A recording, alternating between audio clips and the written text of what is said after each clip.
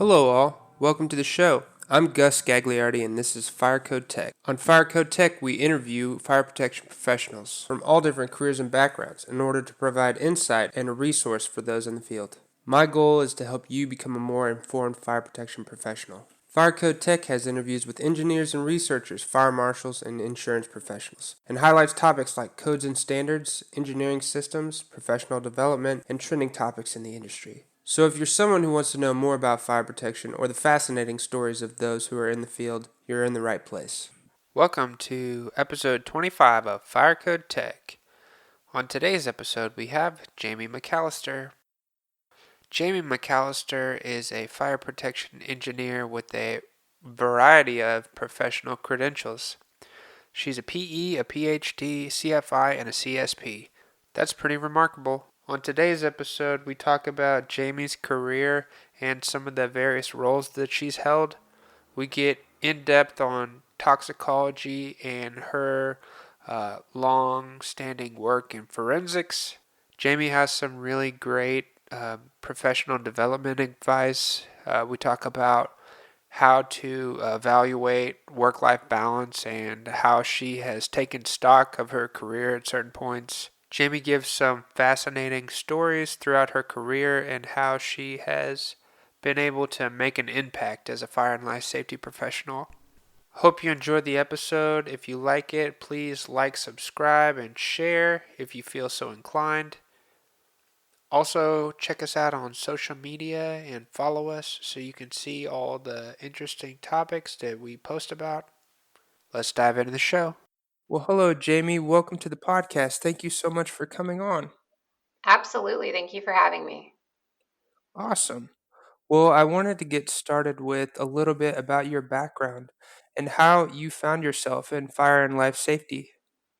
Sure. Well, I attribute my introduction to fire and life safety to when I joined the volunteer fire service when I was 17.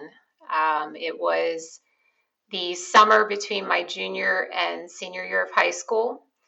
And part of what we had to do in preparing for senior year was to pick a community service project that we were going to perform.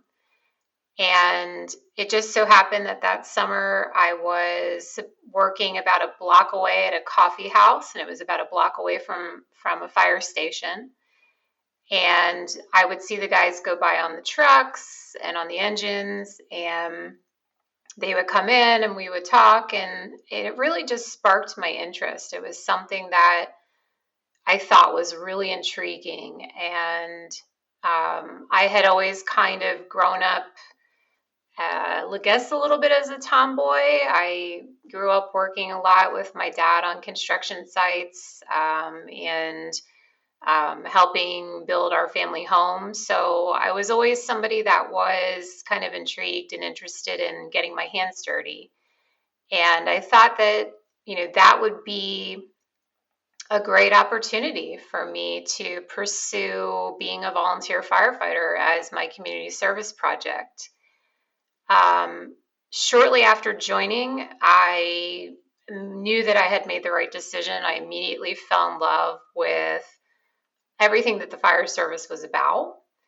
And I really became interested in pursuing a career as a firefighter. But I knew that my parents were going to want me to go to college. And I knew that I needed to try to find a way to merge together that interest I had in fire safety and fire science in some way into a degree program. And I was at the firehouse one day trying to figure this all out and make those hard life decisions that we have to make in our early years as we're trying to figure out where to go with our lives and our careers. And my deputy fire chief just happened to mention to me about a program that he had heard about at the University of Maryland. And he said, it sounds really cool. You get to learn about fire and fire safety, and you can even live at a firehouse if you want to while you're going to school. And I immediately knew that that was my path. I knew that that was something that I wanted to pursue and find out more about. And started to put all of the gears in motion to go to University of Maryland and to get into the fire protection engineering program there. And that's really where my career started in fire and life safety. That's awesome. That's a really neat story about how you kind of serendipitously found your way into, first the fire service and then, the one of the, I mean, most premier fire and life safety degrees in the country. I mean, what a great program to stumble into. But Absolutely. that's great. So, yeah, I mean, that's interesting. So, what did you think of your time at Maryland after kind of had some experience in the fire service? Yeah, like, did you have what classes did you think were kind of fascinating since you already did kind of have that precursor to your time in school? Yeah. Well, I mean, what I thought was the most amazing part of the program, and I don't know if this process still exists now, but at the time that I was in Maryland, um, there was a program run through the state that allowed you to do full tuition reimbursement in exchange for volunteer fire service time. So I was able to get a degree in engineering in a major that I loved in exchange for doing something that I also loved, which was being a part of volunteer fire service. So when I moved to Maryland, I joined a department in Prince George's County, and I did my volunteer fire service time as I was going through my degree program. And I think, I really loved every class that I took at University of Maryland. I think there was something interesting to take away from everything we learned. But the things that probably I would say were my favorites with regards to the courses that we took there would be fire dynamics, heat transfer. I really found the laboratory class interesting. Being able to burn things and see how the fire evolved and developed and the types of things that were being produced as the fire evolved and developed, and the different types of standardized test methods that are used to assess materials and their flammability. All of that, I think was most interesting to me in the program. Awesome. Yeah, I love hearing about that. I wanted to inquire about, what were some of your, initial roles in fire and life safety after your time at the University of Maryland? So I started uh, doing internships while I was still in my bachelor's program. It was one of the things that the university encouraged, and I think it was an incredibly valuable experience for me because it allowed me to get out there and see what types of roles are available within my profession. Because one of the great things about fire protection engineering is there are so many different things that you can do with your degree. So I did, design internships where I was designing fire alarm systems and sprinkler systems and doing life safety assessments, things that I would categorize as more traditional fire protection engineering. And in my towards the end of my senior year, I also did a internship I was a student intern with one of the professors in the university where I was doing laboratory experiments and fire testing and using the cone calorimeter. And that was really cool to me. I really found that to be interesting. I liked working in the laboratory environment. And then I went on to do an internship at a company called Combustion Science and Engineering. And that was where I was first introduced into fire investigation. And I immediately, was attached to it. I thought it was the coolest thing, being able to go out and dissect a fire scene and put all the pieces together and use all of the various different aspects of what I had learned in my program in fire protection engineering to be able to understand not only how the fire started, what caused it, but also what led to the loss that involved in the fire, whether it be a fire death or the property loss, and understanding how code deficiencies or a lack of fire protection systems perhaps led to the extensive amount of loss that occurred in any particular incident. And that's really kind of where I started my role in fire investigation. While I was working as a fire investigator full time, I went back and I did my master's degree in fire protection engineering. And I focused, most of my research at that time was focused on electrically initiated fires because they were so prevalent and so common. But there was a lot left to be known and understood about electrically initiated fires, and the fire investigation community, needed more information about that. So I focused my research in those areas. And then a few years after that, I decided that I wanted to get my doctoral degree. And initially, I thought I was going to go into electrical engineering. I wanted to kind of mix things up a little bit, play off of my fire protection engineering degrees, but do something a little bit different. So I looked into electrical engineering. At one point, I looked into mechanical engineering, which is a common doctoral degree path that fire protection engineers go. And I decided that at the end of the day, I didn't want to do another engineering degree because I wanted to be even more diversified. I wanted to do something even more different and unique. And one of the things that I was doing as a fire investigator was routinely investigating fire deaths and injuries.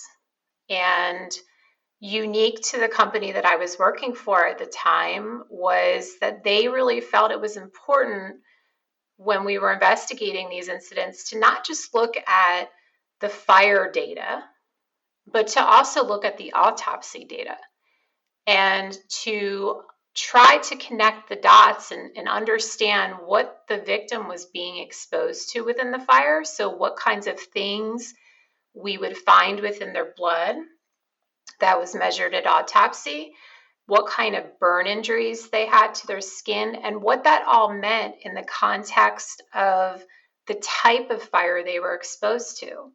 And using all of that data to better understand the origin and cause of the fire.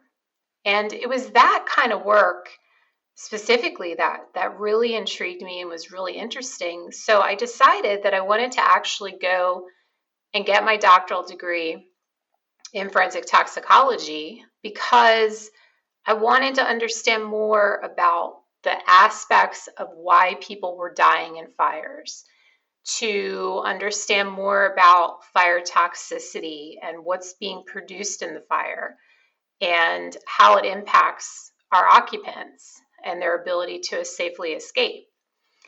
And that was what led me to go into that degree program. So I actually did that while I was working full time, continued on to get my doctoral degree, and I was at the height of my career at that time. I had crafted my degree programs about, around the things that I found most interesting in the fire investigation world. And at the same time, though, I was starting to enter into a period in my life where I was thinking about having children. My husband and I felt like we were ready to start that next chapter. And it really, was something that I had to try to balance because being a fire investigator and working in forensics, we don't know when fires are going to happen. We can't predict when we're going to get a call to go out and do an investigation. Sometimes we can't predict how long we're going to be on a scene. And when we get called to trial as an expert to testify in these investigation cases, we sometimes don't know how long we're going to be there, or when we're even going to testify. So it occurred to me that it was going to be very challenging to manage a highly uncertain schedule, and raise children. And my husband is a career firefighter, so he is gone for long hours. So it was something where I really had to take a hard look at where I was going in my career and how I could continue to do what I loved, or some version of it, but have a more stable schedule. And that was what led me to decide to take a position at National Institute of Standards and Technology. An opportunity arose, and through a good friend who had told me about an opening there. And it was not something that I, had ever thought I was going to do. I had, at that point in my career, I thought that I was going to stay in the fire investigation profession forever. And I had crafted all my degrees around doing so. So it was a really hard decision to decide to kind of change paths and change course in the middle of my career. And when I thought about NIST, in the fire protection engineering program, when we learn about NIST, we learn about the Building Fire Research Lab and all the great work that the engineering laboratory does. And I had always thought if I ever ended up there, I would end up there as a researcher. But this position, this opportunity that I had to go there, was actually working for the Office of Safety, Health, and Environment. And I would be working as a fire protection engineer doing what I call traditional fire protection engineering, where I would be working on assisting with buildings that were being constructed and making sure they were being constructed per code, and really kind of working more in the role of a code official and somebody who was working to ensure that the laboratory's activities conducted at NIST were being done in a safe way. And it was so different than what I had ever planned to do. So when I took the position, I entered into it really feeling like I was going to do this for my family. I was sacrificing what I had always planned to do, but that this was what I had to do at the time. And I was very pleasantly surprised at what I learned when I entered the doors at NIST, because what I hadn't appreciated was that NIST is such a unique place, and the laboratory activities that are conducted at NIST on a daily basis run the gamut of all sorts of hazards that I had never even really had familiarity with. I had never been introduced to in my previous experience. So while I thought I was kind of entering into this mundane world, I very immediately realized I was wrong. And on a regular basis, I would get exposure to all sorts of NFPA codes that I had never even opened, never even knew existed.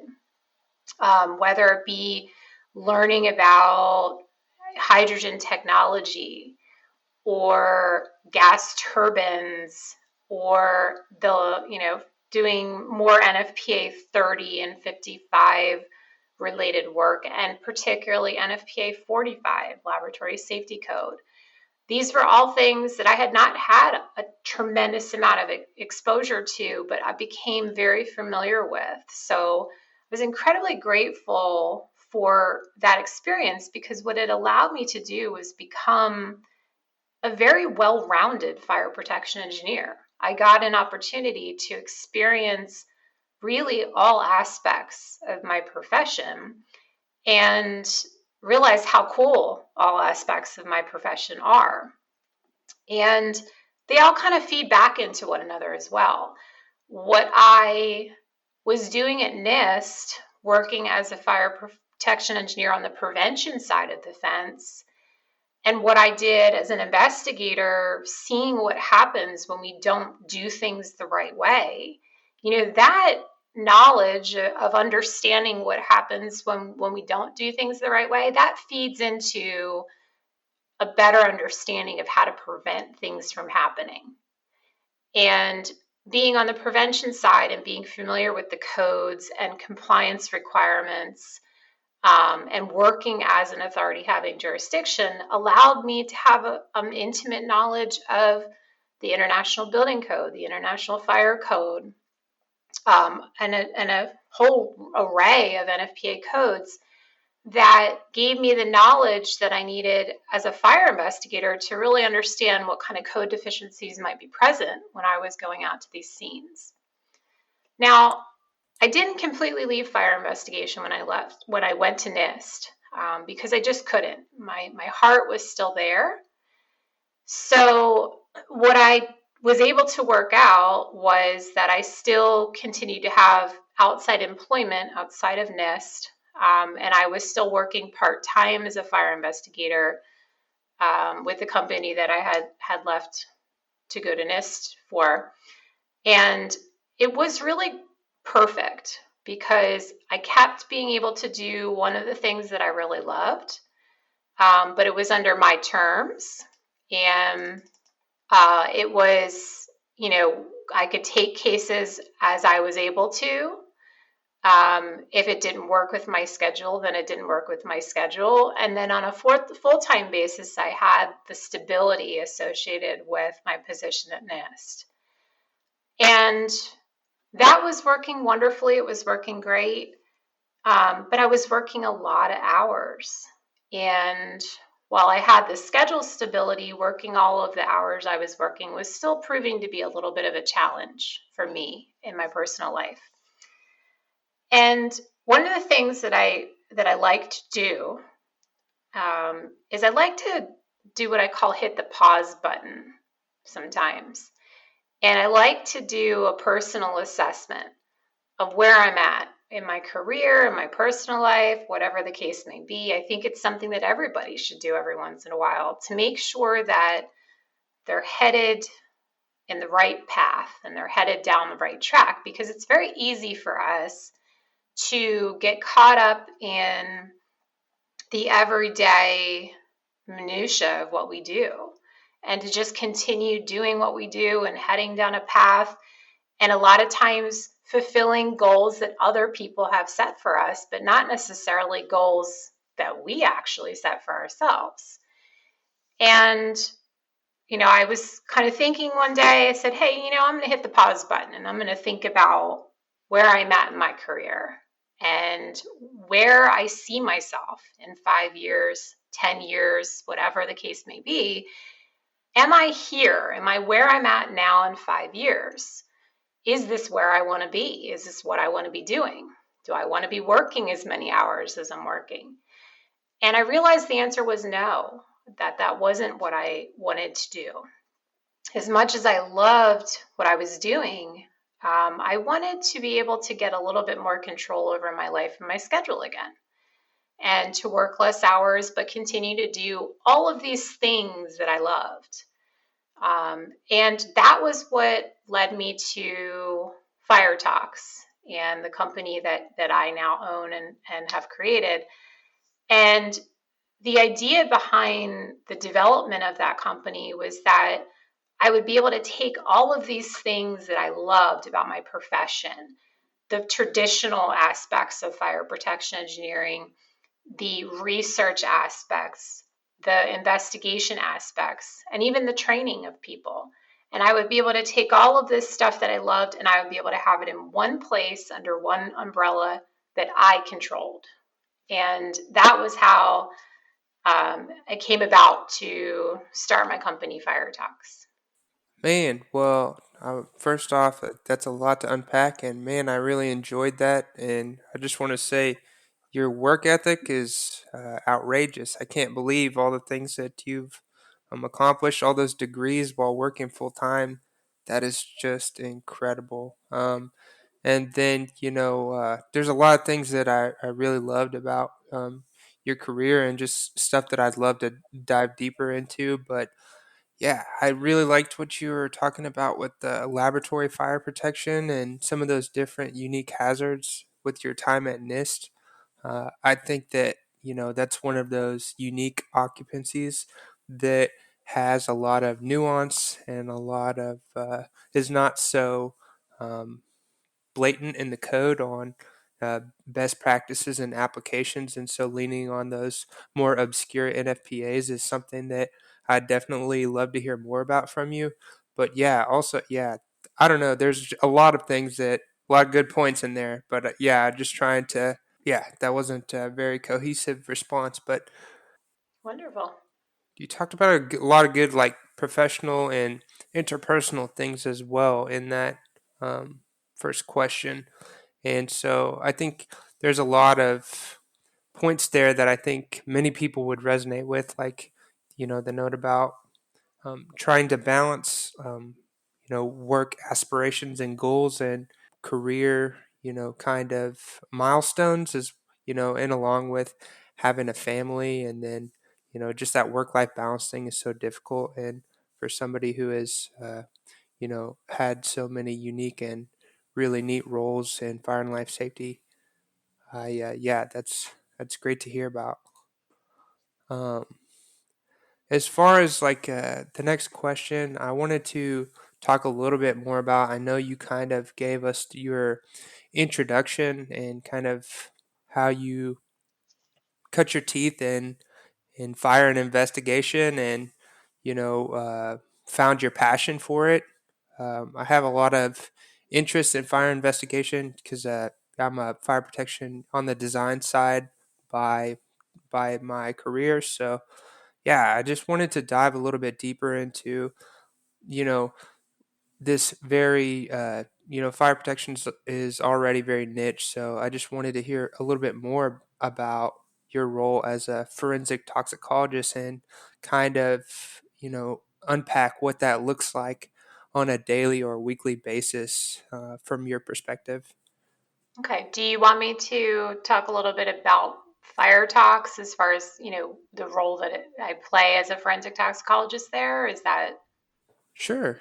okay? Yeah, no, of course. I mean, I think that yeah, I mean that dovetails nicely your role at what you do at FireTox and yeah, what that looks like. You could pepper it in with obviously your experience from your other roles as well. But yeah, I'd love to hear about what you do at FireTox and So when I started FireTox in 2017, actually it was slightly before then, the original vision for the company was really just to be a mechanism to highlight my combined degrees in fire protection engineering and in toxicology.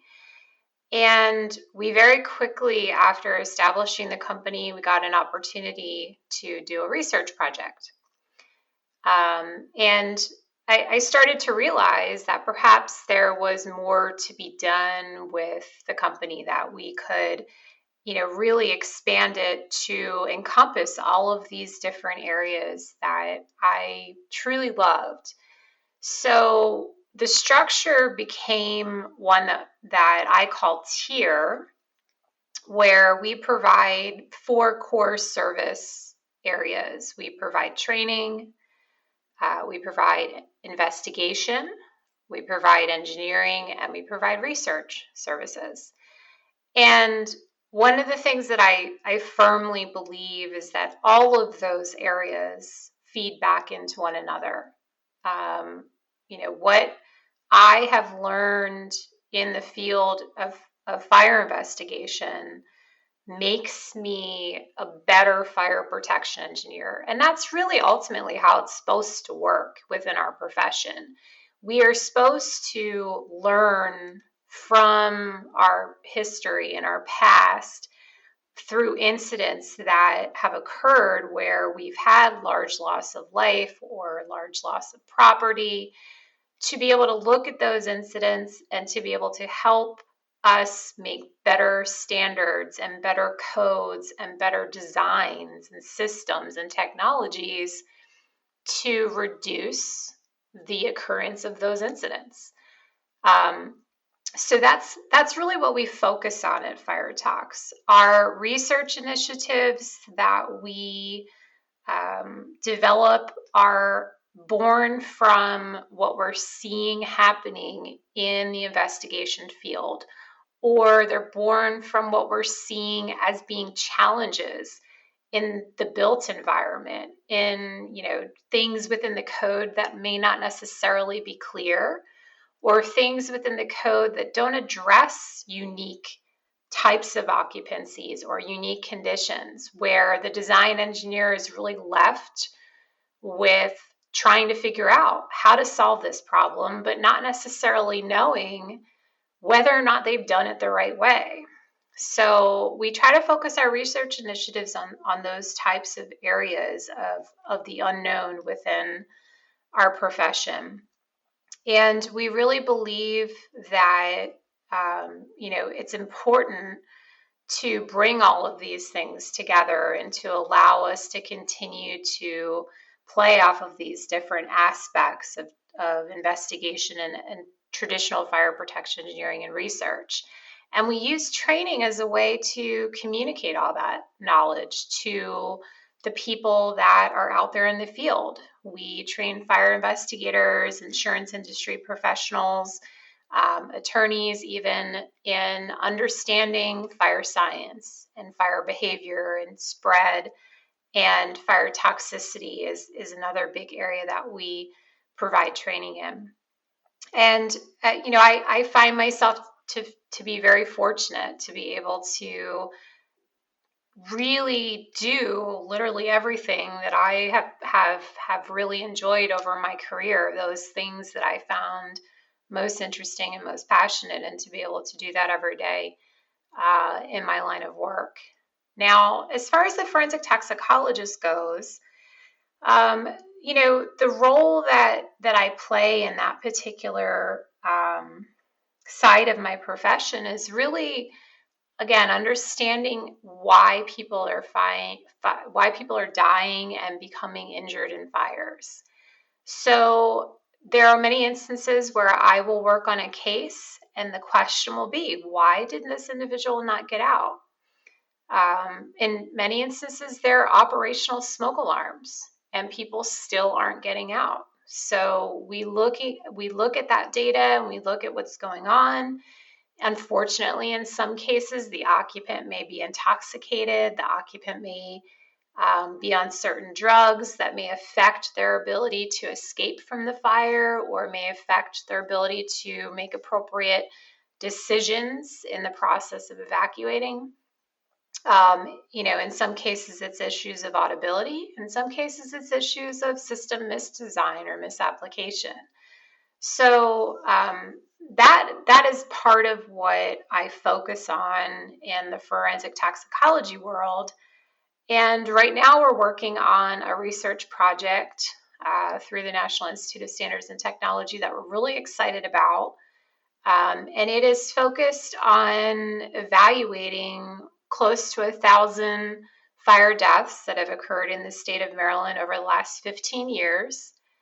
And we're looking at why these individuals didn't get out. The NFPA statistics show that 2 out of 5 victims that are dying in fires are in homes with operable smoke alarms. So our interest is understanding who those 2 out of 5 are, and why we have people that are not getting out when we have operable smoke alarms, and whether or not it's an issue of them being part of a susceptible population. Maybe they're part of the elderly, or their children, or they're hearing impaired. Or perhaps it's because, again, they could be intoxicated, or there could be certain drugs in their system that is impacting their ability to awaken to an alarm or to escape. And we want to know who those people are, because at the end of the day, I think as fire protection engineers, we've all gotten into this profession because we want to make a fire safe world. We want to improve on fire safety. And the way that we do that is by learning from these incidents and trying to better understand what we need to do or how we need to change or improve as a profession to minimize the risk of deaths and injuries in fire. Yeah, that's fascinating. It's interesting, uh, those statistics about the fire deaths. I, it makes me wonder if there's some of that ties back into the misconception of how much time people think that you have to get out of a burning building. I mean, I think I definitely didn't understand before getting into the industry that how quickly a flashover occurs in modern buildings. But yeah, that's really interesting work that you're getting into with as far as the research is regarded. Absolutely. So I wanted to talk about your, just as somebody who's kind of learning how to navigate, being a professional and professional development. And it sounds like you've made, in order to have business in all these different kind of separate sectors, really. Research, forensics, I mean, fire protection engineering. I mean, they're related but separate. Yeah, I just wanted to ask how, if you had any advice for, networking or maintaining relationships. I mean, it sounds like you have had a really fascinating career, so I feel like you might have some insight on that. Sure. As far as networking goes, I think that one of the things that is most important is obviously staying in contact with the people that you have found to be influential in your career and the people who you respect within the profession. Keeping in contact with them and understanding where they're at within their lives and their careers, and as we all continue to grow and develop as fire protection engineers, a lot of the people that I went to school with are people that I still communicate with on a regular basis. And while we all may be kind of out there doing different things, there, as you mentioned, a lot of these things, although they seem like they're, segregated within our professions, they're very interrelated, and they really all play off of one another. So I think I've spent a lot of time continuing to stay in touch with and continuing to be involved in the professional societies that represent us.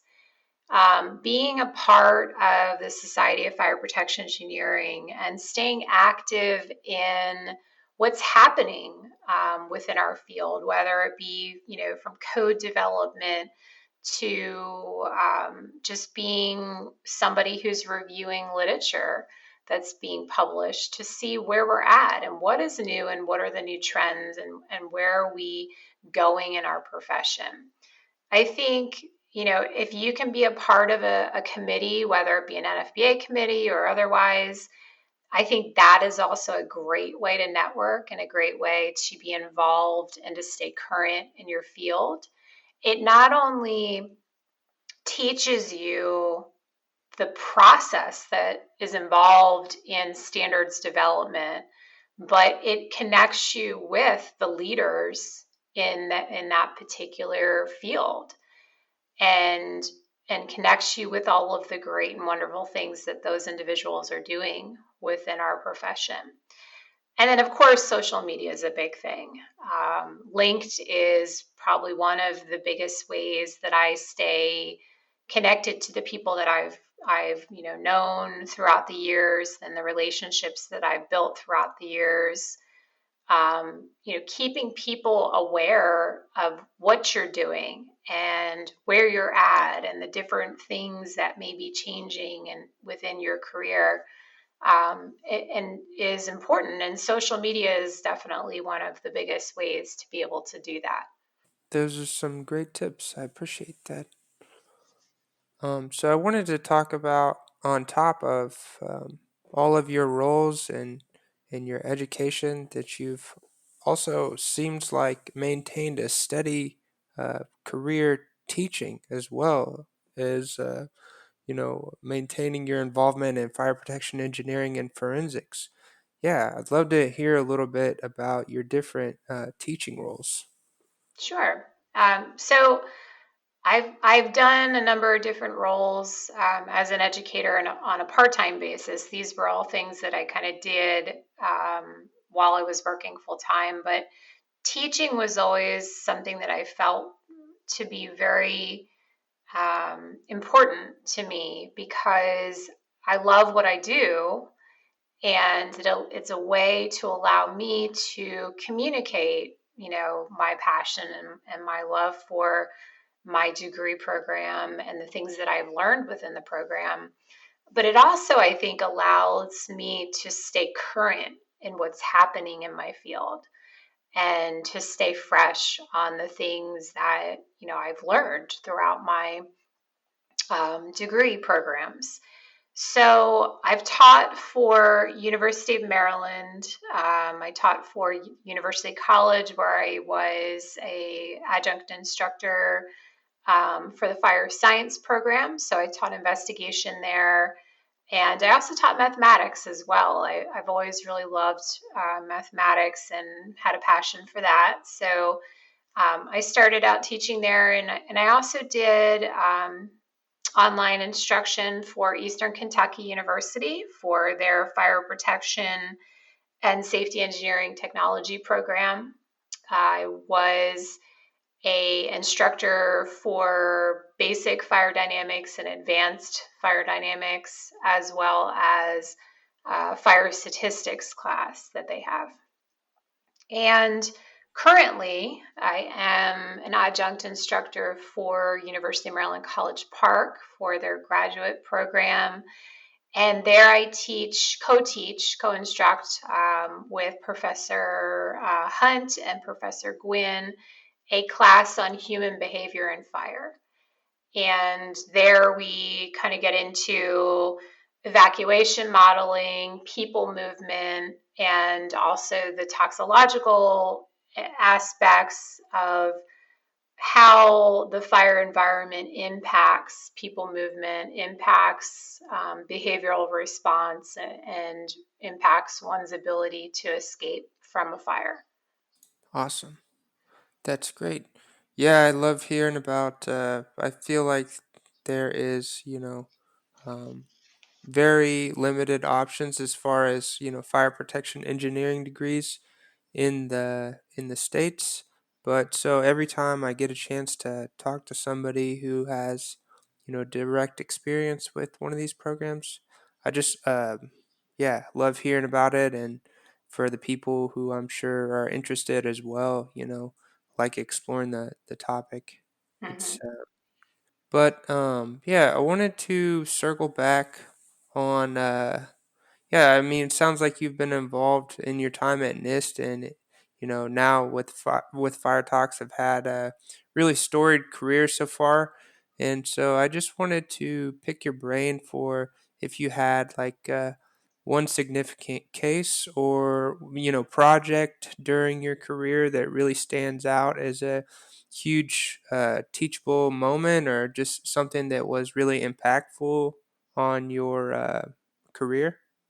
Sure. Well, I mean, there's been a lot of things that I've worked on throughout the years that have really opened my eyes to how much more work we really have to do as a profession, which is not a bad thing. We as fire protection engineers, our discipline, our engineering discipline is really young. It's still in its infancy. I think we still have a lot of work to do, but I would say, from an impactful standpoint, from the standpoint of something that I did or worked on where I really truly felt like I made a difference in someone's life, it would probably be the criminal case that I worked on early on in my career. And that was a case involving a woman named Christine Bunch. She had already been convicted of arson and murder. She was convicted of having murdered her 3-year-old son. This occurred back in the early mid 90s. And when I got involved, at the point that I got involved, it was actually in what was called a post conviction phase, where she was already convicted, she was already in jail, she was convicted to 6 years in prison. And she was in the process of essentially appealing her conviction. And there's a number of different reasons why the court would allow somebody to appeal their conviction. One of those reasons is newly discovered science. So, when somebody is convicted and then subsequently the scientific field advances or new information becomes available that would show or prove that the grounds upon which someone was convicted were erroneous, that is one potential avenue for a legitimate appeal to a conviction. So, way back when in 2004, I was just starting to enter my doctoral program, and I got assigned this criminal case. My boss said, "Hey, we got contacted by this advocate of this woman that's in prison, and they'd like us to just kind of look at the case and see what we think and determine if there's anything about it that we might be able to help with." And I was, still, as I mentioned, beginning my doctoral degree. I was 4 years into my career as an investigator. And I started looking through the photographs and the pictures, and I immediately realized that there was some things about the toxicology and the autopsy data for her son that didn't align with the theory of how the fire started. And I really, as I continued to look into this and continued to investigate, began to be more and more convinced that Christine had been wrongfully convicted of this crime. So, after working for 6 years on this project, I testified on her behalf, and I think it was even maybe 2 years thereafter that she was then exonerated for her crimes. And I wasn't the only one that testified. There were two other individuals, John DeHaan and Jack Mullooly, who also testified about some other issues in the case that involved ignitable liquid sampling and fire dynamics, and really kind of understanding the types of patterns that were found at the scene and why they were found. And for me, that was probably one of the highlights of my career, because it was the point of why I got involved in this profession to begin with, was to not only make a fire safe world and help improve upon that goal that we all have as fire protection engineers, but to help people. And I think that was, I would say, probably a highlight of my career as far, as an accomplishment. I was able to take what I knew as a fire protection engineer and as a student toxicologist, and to put it to good use within my profession to help somebody. Wow, that's an incredible story. I mean, I can't imagine how that woman must feel about being exonerated, for such a heinous accusation. And man, that's an incredible story. Um, yeah, I just wanted to pick your brain a little bit about some professional development topics to kind of round out the interview, although you've had some great tips throughout kind of pertaining to that subject. But yeah, I just wanted to inquire, for somebody like yourself, what do you see as a meaningful trend in fire and life safety right now, in your estimation? Sure. Well, I mean, there's a lot of different things going on in fire and life safety. As I mentioned, we're still a young profession when you compare us to some of the other engineering disciplines. Whether it be, continually looking to improve upon existing technologies, smoke alarm technologies, sprinkler systems, developing smart systems that can sense fires earlier and minimize the amount of damage that may be caused from the suppression activities associated with extinguishing the fire. I think those are all areas that will continue to be of interest to the fire protection community, and also introducing new technologies completely that no one's ever really explored or thought about, and applying those to the built environment to enhance fire safety.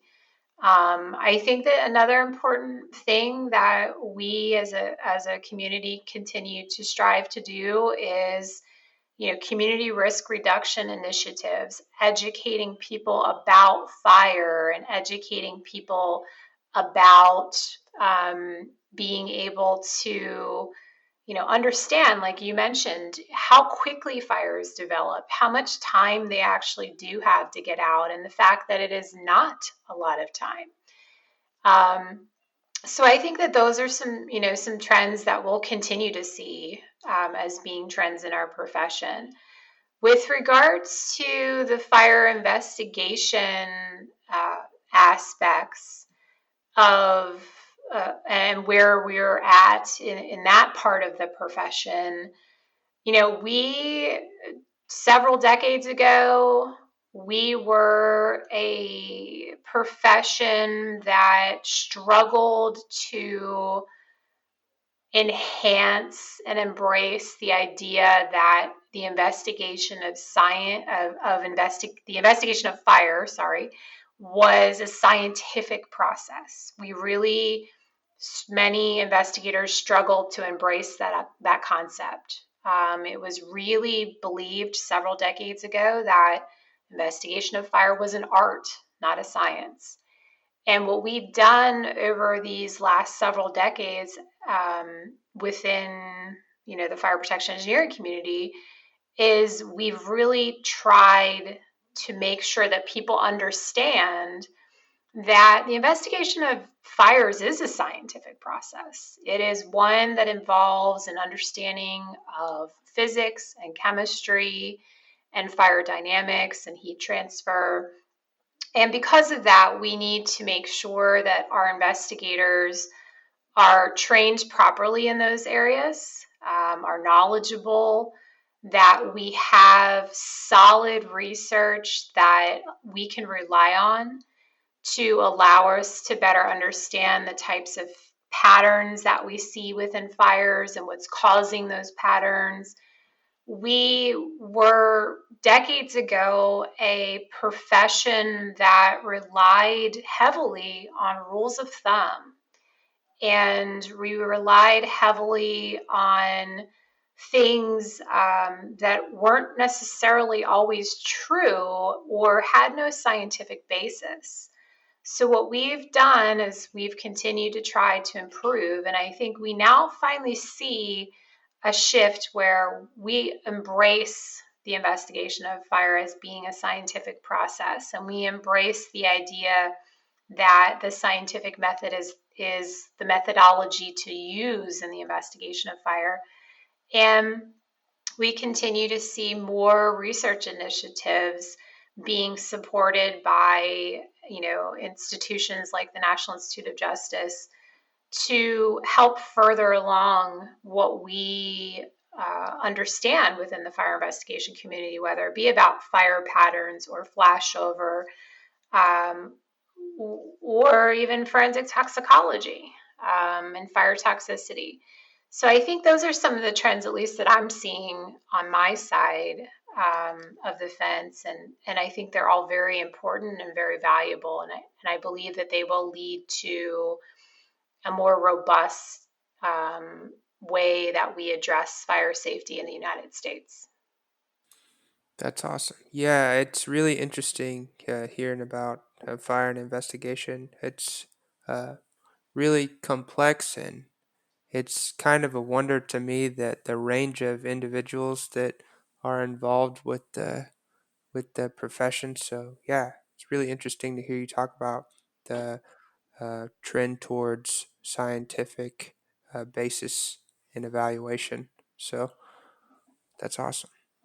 Anyways, I wanted to end with in your mind, what resources would you recommend to professionals? I asked this topic and it's broad, but um, what it could be anything from where you like to get your information, or web tools, or anything that you might think would be useful for people who are in fire and life safety. Sure. Well, I mentioned staying current with the profession, and the ways in which I think we do that are are being a part of what's going on and being a part of NFPA committees or SFPE committees, so that we're integrated into the processes that go along with standards development and practices and policies that are used within our field. So we had a little audio trouble at the end of the interview, but I just want to give a huge thank you to Jamie for coming on the podcast. So if you enjoyed what you heard about Jamie's career, or you want to find out more about her or FireTox, you can check the show notes, or you can go to FireTox.com. I'm going to be throwing some links in there for how you can get a hold of Jamie. But yeah, really appreciate her coming on the show, and we'll see you next time on Fire Code Tech.